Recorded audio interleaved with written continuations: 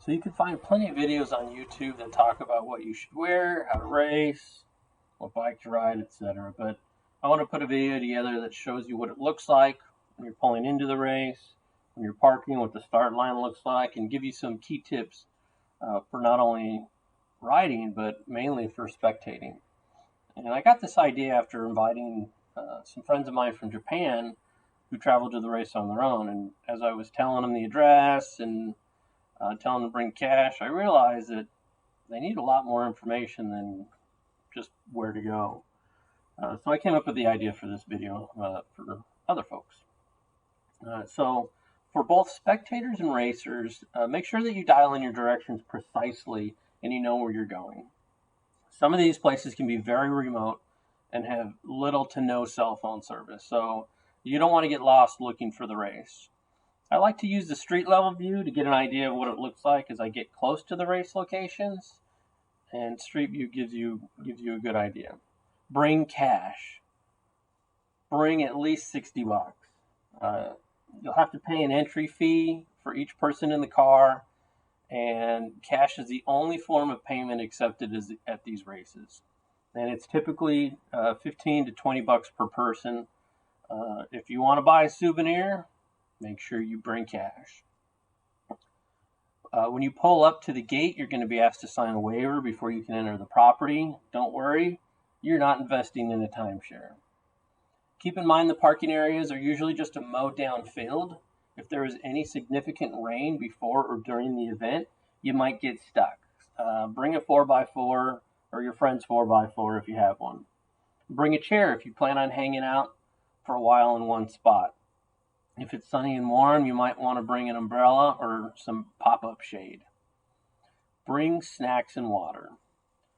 Usually there are food trucks at the bigger events, but sometimes they don't have food for sale for whatever reason, so bring your own just to be safe.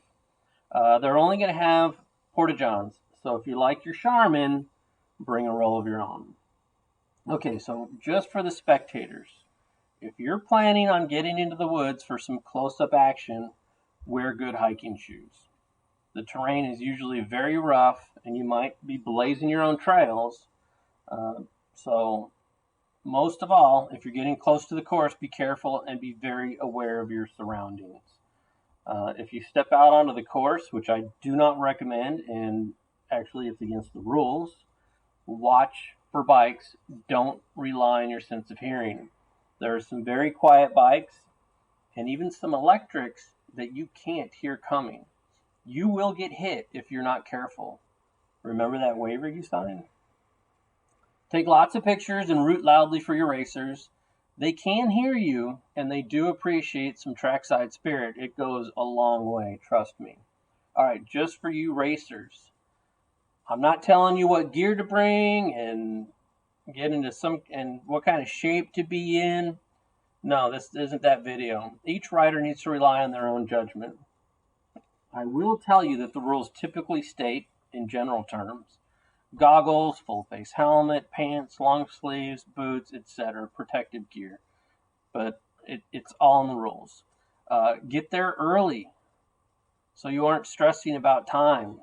I like to get there 2 hours early so I can get good parking and relax a little before race time. This also gives plenty of time to register at the check-in trailer, especially if there's a long line. Bring your helmet to the check-in trailer. If you don't have helmet stickers or a transponder, you will need to get stickers. These are usually at no charge, but the transponders will have a cost of $5 to $10. Transponders will work for different race series, so don't peel it off after the race. You will use it again. So, once you're registered and you got your helmet stickers, go check out the start. And also check out the first part of the course. Don't try to ride the course. You will be disqualified. You can walk the course as much as you want, but make sure you leave yourself enough time to get back to your truck and get ready for the race. General word here, if you putt around to make sure your bike is ready, don't go screaming through the parking area. Just don't be that guy. We all know your bike is screaming fast and your wheelies are the best, but save it for the course. Make sure that you eat a good breakfast as well. I just added that in. I didn't have that written down in my notes, but make sure you eat a good breakfast. Also, know the rules. Each race series website has their own rule book online. Read it, know it. Understand the bike classes as well. So when you go to register, you're going to want to know what bike class I should register in. So, if you're inviting a friend to come watch your race, send them this video so they know what to expect. The most important part is to come and have fun. Thanks for watching. Please like and subscribe. If I missed anything important, please share in the comments below.